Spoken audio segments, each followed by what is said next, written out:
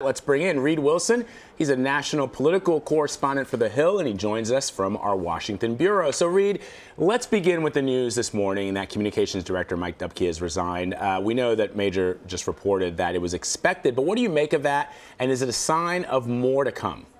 Well, it's the first step of what's likely to be a pretty significant shakeup in the White House. I talked to some folks close to the White House this morning, and they told me that Mike Dubke, who was never a Trump insider, kind of got sick of possible successors parading in front of him as he was sort of informed that he needed to be worried about his own job. This is something that the president has done to a lot of people, to the everybody from the chief of staff to the press secretary to the ambassador to the United Nations. He sort of publicly told them that their jobs can go away at any moment. Mike Dubke decided now was the time for him to go instead of waiting for him to be fired.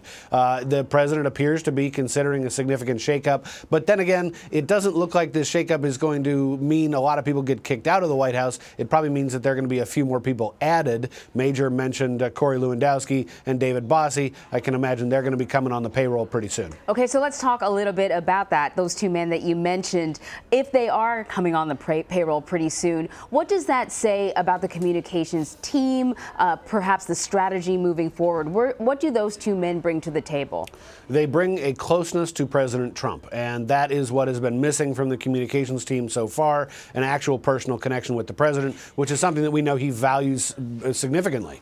This is a president who keeps a very small circle of very trusted aides, and he keeps them for a very long time. Corey Lewandowski and David Bossie were two of the people who got him elected in the first place. Corey Lewandowski's first campaign manager took on his campaign when nobody else thought that Trump was a serious candidate, and now it looks like he may be back in the fold. It tells me, too, that the president is worried that the communications job that the White House is doing around Russia and the Russia investigations are not sufficient to sweep this thing under the rug, which then again tells me that this could be a bigger problem for the White House because the Russia investigations are not a communications issue. It is a serious investigation into potential wrongdoing by a number of people pretty close to the president. So, again, it's sort of like putting a bandage on a broken leg. It's not exactly going to fix the problem. Reid, let me ask you a question before we get to the news of Jared Kushner. There's a headline today in the Washington Post: snubs and slights are part of the job in Trump's White House. There was another last week talking about Sean Spicer not getting the opportunity to meet the Pope, even though he's a devout Catholic in the White House. I wonder what you're hearing. There are a lot of people who support Donald Trump who say that the leaks are coming from former Obama administration staffers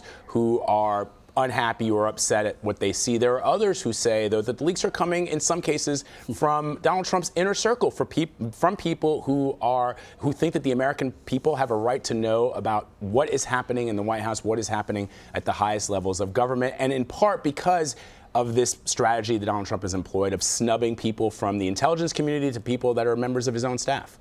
Snubbing the people who are closest to him. And this is, again, a part of Donald Trump's history. He's got a history of taking those who support him the most and throwing them under the bus when it is suitable to his purposes. That's what he's done with a number of folks, including, by the way, Corey Lewandowski, who is now apparently coming back to the inner circle. But remember all of the campaign managers and top strategists that he's had who are no longer with the campaign. He got rid of them at a time and place of his choosing. You know, I was thinking about this the other day, and I remember I came up with this contrast between the early part of the Bush administration, the early part of the Obama administration, and now the early part of the Trump administration. Let's take Obama. The early part of that administration, people were bragging, sort of the leaks were coming from people bragging that they had something to do with the stimulus bill or with the Affordable Care Act or something like this.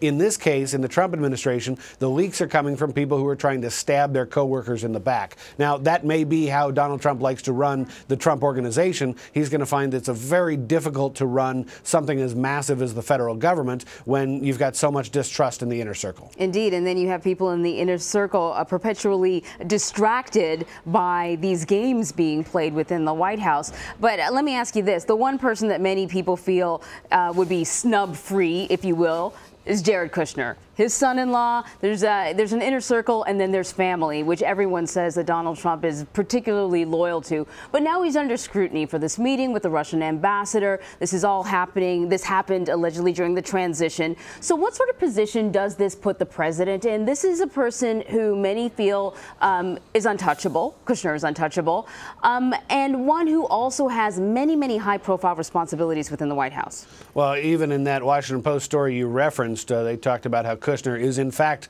being snubbed just like everybody else, or at least bearing the brunt of some of the president's diatribes. Kushner's the focus on Kushner, and it's important to say that he is the focus, or he has drawn attention in this investigation. He is not a target of the investigation, but the fact that he is even under any scrutiny at all really points out to me that this is a rookie administration. This is an administration that's brought in a lot of people who have not worked in government before, and people who have not worked in government before tend to sort of trip up, and they tend to forget to fill out forms or forget to disclose everything they possibly can.